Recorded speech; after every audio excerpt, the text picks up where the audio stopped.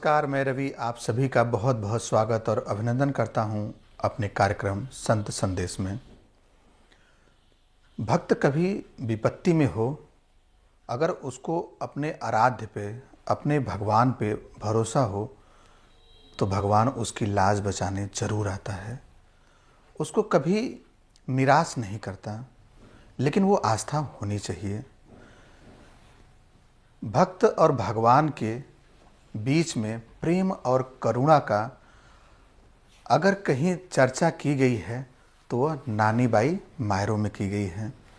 नानी by Miro के बारे में उन प्रसंग, उन चर्चाओं के बारे में हम आज जानने का प्रयास करेंगे और आप सभी के बीच में इन सभी जिज्ञासाओं का समाधान करने के लिए आए हैं बाल व्यास परम पूज्य श्री श्याम जी महाराज। तो आइए सभी मिलकर के स्वागत और अभिनंदन करते हैं पूज्य महाराज जी का।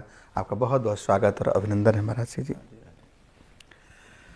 हमारे दर्शकों के लिए ये बताएं महाराज जी कि नानी बाई मायरो है क्या, और इसमें जो भक्त और भगवान के प्रेम और करुणा पर जो संवाद, जो चर्चा है, उसके बारे में जानने का हम प्रयास करेंगे दर्शकों की तरफ से। जी, नानी बाई मायरो एक ऐसा प्रसंग है जहाँ ठाकुर जी ने इसी कलयुग में आकर के हम सभी को ये बताया है कि मैं इस कलिकाल में भी अपने भक्त की लाज बचाने के लिए आता हूँ। इसी प्रसंग के आधार पे ये जो नानी बाई मायरो है, नरसी का भात, भगवान ये बताते हैं कि जब भक्त मेरी ओर अनन्य भाव से समर्पित हो जाता है, जब भक्त अपने आप को मेरी ओर आत्मसमर्पण कर देता है, तो मैं अपने भक्त की हर प्रकार की सहायता करता हूँ, हर प्रकार से लाज बचाता हूँ। कोई ऐसा महाराज जी, जैसे आप बता रहे थे कि आज भी भगवान पैदा होते हैं, आज भी भगवान जो है अपने भक्त की लाज बचाने के लिए आते हैं, तो कोई ऐसा प्रसंग है महाराज जी? जी बिल्कुल है। सन 1616 की घटना है जिस समय भगवान नरसी की लाज बचाने के लिए इस कलिकाल में आई। नरसी तो भगवान कृष्ण को जानता भी नहीं था कि भगवान कृष्ण है कौन। वो तो एक पाषाण रूप में शिवलिंग थी जूनागढ़ में। नरसी बहुत गरीब था, उसके घर वालों ने उसको निकाल दिया। जिस समय निकाल दिया तो वो साधारण मंदिर समझ के भगवान शंकर के मंदिर में चला गया, जल से स्नान करा रहा है। हे प्रभु, आप मुझसे प्रसन्न हो जाइए, क्योंकि मेरा इस संसार में कोई नहीं है, आप ही हैं। इस प्रकार वह जो कहना पूजा कर रहा है, तो भगवान शंकर इस कलयुग में खुद प्रकट हुए। भगवान से कह रहे हैं, शंकर भगवान नरसी से कि नरसी तू वरदान मांग, मैं तेरी भक्ति से प्रसन्न हो गया, तूने आत्मसमर्पण मुझे किया है। तो नरसी क्या कहता है कि हे गोविंद, हे भगवान शंकर, मुँह को और कछु ना चाहिए, सिर्फ पशु राधा कृष्ण में लइए। मैंने सुना है कि आप राधा कृष्ण के अनन्य भक्त हैं, कृपा करके उनसे मुझे मिलाइए। तो सन 1616 में भगवान शंकर खुद नरसी का हाथ पकड़ के इसी वृंदावन में लेकर के आए थे और निधि वन में नरसी जी को रास महाराज के दर्शन कराए थे, जो कि 17वीं शताब्दी की बात है महाराज जी? हाँ, 1616 की। अच्छा जी। तो फिर उसके बाद क्या हुआ महाराज जी, दर्शन कराए? जैसे दर्शन हुए हैं नरसी को रास के, तभी है ना नरसी ने पुनः नेत्र बंद किए हैं, पुनः खोले हैं तो रास अंतर्ध्यान हो जाया करता है। तभी नरसी के हृदय में कृष्ण प्रेम उत्पन्न हो गया। फिर तो वो दिन रात भगवान का नाम संकीर्तन करता और कुछ नहीं, सिर्फ और सिर्फ भगवान का नाम। नरसी मेहता महाराज जी, नरसी जी की बेटी की शादी में भी भगवान ने नरसी की लाज बचाई थी, वह प्रसंग क्या है? नरसी गरीब था, भगवान शंकर के मंदिर में रहता था। तो जिस समय रामा, जो नरसी की बेटी है रामा, उसकी भी बेटी विवाह योग्य हो गई, तो रामा बेटी जो है वो सिरसागढ़ में ब्याई थी एक बहुत बड़े धन्ना सेठ के यहाँ पर। लेकिन ससुराल वालों ने, नरसी के समधी ने मन में विचार किया कि नरसी तो गरीब है बिल्कुल, ये कुछ लेके तो आएगा नहीं, और हमने पत्रिका न भेजी और इस नरसी को पता चल गया और आ गया तो हमारा अपमान करेगा कि तुमने है ना भात की पत्रिका न भेजी। इसीलिए नरसी के समधी ने ऐसी भात की पत्रिका लिखाई कि जिसको पढ़कर नरसी मेहता अपने प्राणों को ही त्याग दें।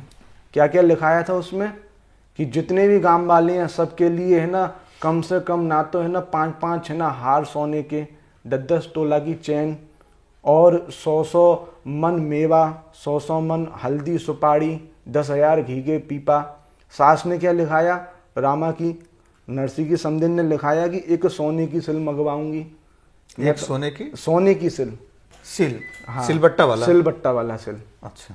तो पूछा कोकिला पंडित जो पत्रिका लिखते थे पहले कि सास तू है ना डुकरिया जा सिल को लेकर कहा करेगी, बूढ़ी हैगी मरेगी का।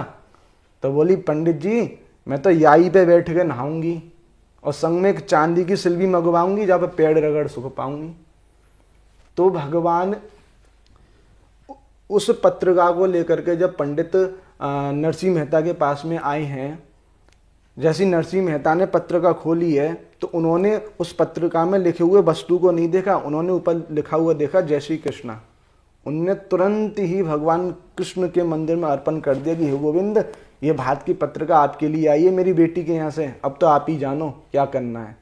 तो भगवान अपने भक्त की खातिर, अपने भक्त की लाज बचाने के लिए और अपने भक्त के विश्वास को देखते हुए, विश्वासो फलदायका, जहाँ विश्वास होता है वहीं परमात्मा प्रकट होता है। अपने भक्त के विश्वास को देखते हुए भगवान जितना नरसी की समधि और समधिन ने लिखवाया था उसका दुगना लेकर के भात के समय पे पहुंचे। जहाँ 100 मन मेवा लिखवाई थी वहाँ 200 मन मेवा लेके पहुंचे। जहाँ बनारस की साड़ी लिखवाई थी, बहुत बड़ा प्रसंग आता है ये, वहाँ उसमें लिखा हुआ था कि सोने से जड़ी हुई उसकी किनारी हो, उसमें हीले लटके हों। तो ठाकुर जी सोने से जड़ी हुई किनारियों को लेके पहुंचे हैं साड़ियों की, हीरा लटक रहे हैं खूब मोटे मोटे। ऐसा प्रसंग आता है भक्तमाल में। नानी भाई मायरों में आता है कि भक्तमाल में? भक्तमाल में ही, जो भक्तमाल ग्रंथ है नावाजी महाराज ने लिखा है उसी का ये प्रसंग है नानी भाई मायरो। तो उन्होंने, भगवान ने लाज बचाई अपने शिष्य, अपने भक्त की, अपने भक्त की, बिल्कुल विश्वास को। हम भगवान को तो पाना चाहते हैं महाराज जी, लेकिन हम भक्त नहीं बन पाते हैं। तो भक्त कैसे बने? भक्त बनने के लिए हमारे महाराज जी कहते हैं कुछ नहीं करना, ना हमें समाधि में जाना, ना हमें पूजा करनी, सब पर से हम भगवान से प्रेम करने लग जाएं। भगवान खुद कह रहे हैं प्रेम का भूखा हूं मैं, प्रेम ही एक सार है और प्रेम से भजो तो भव से बेड़ा पार है। जब हम प्रेम करेंगे ना, जब हम किसी से भी प्रेम करते हैं तो होता क्या है कि हम उसी का चिंतन करते हैं। जब हम चिंतन करेंगे तो हम बार बार उसका नाम भी लेंगे, जब नाम लेंगे तो हमारी भक्ति अपने आप ही परिपूर्ण हो जाएगी। जिस प्रकार हमारे ब्रज में वर्तमान में विराजमान प्रेमानंद जी महाराज कुछ नहीं करवाते अपने भक्तों से, सिर्फ और सिर्फ कहते हैं कि आप राधा राधा जपो, राधा राधा जपो। जब भक्त राधा राधा जपता है तो उनके हृदय में, उनके चिंतन में सर्वेश्वरी राधा रानी आती हैं। उस राधा नाम का प्रभाव कि उनके हृदय में कृष्ण भक्ति उत्पन्न होती है और जैसी भक्ति उत्पन्न हो जाती है तो भक्त बन जाते हैं। हम नरसिंह मेहता जी की चरित्र की चर्चा कर रहे थे। नरसिंह जी ने भी भगवान को पाया है तो भगवान के नाम से पाया है, और कोई साधन नहीं है। अगर हम नरसिंह जी के कथा को श्रवण करें, नानी बाई मायरो जिसको कहते हैं, तो हम उसमें श्रवण कर पाएंगे कि भगवान सिर्फ और सिर्फ लाज बचाने के लिए नरसिंह जी का भात लेकर ही नहीं आए। जब जब नरसिंह को भगवान की आवश्यकता पड़ी है तब तब भगवान अवतरित हुए हैं। यहाँ तक कि जिस समय नरसिंह अपनी बेटी रामा के यहाँ पे सिरसागढ़ जा रहा था, उस समय बीच रास्ते में नरसिंह की बैलगाड़ी टूट गई तो भगवान बड़ई बन करके आए। कई बार भगवान है ना नौकर बन के आए हैं, काफी बार भगवान नरसिंह के गुलाम बन के आए हैं, काफी बार तो है ना नरसिंह के मुनीम बन के आए हैं। काफी प्रसंग आते हैं। तो भगवान खुद कहते हैं कि भाव का प्रेम का भूखा हूं, भाव प्रेम ही एक सार है और प्रेम से भजो तो भव से बेड़ा पार है। बड़े ही सहज रूप में इस कली काल में हमें भगवान की प्राप्ति हो सकती है।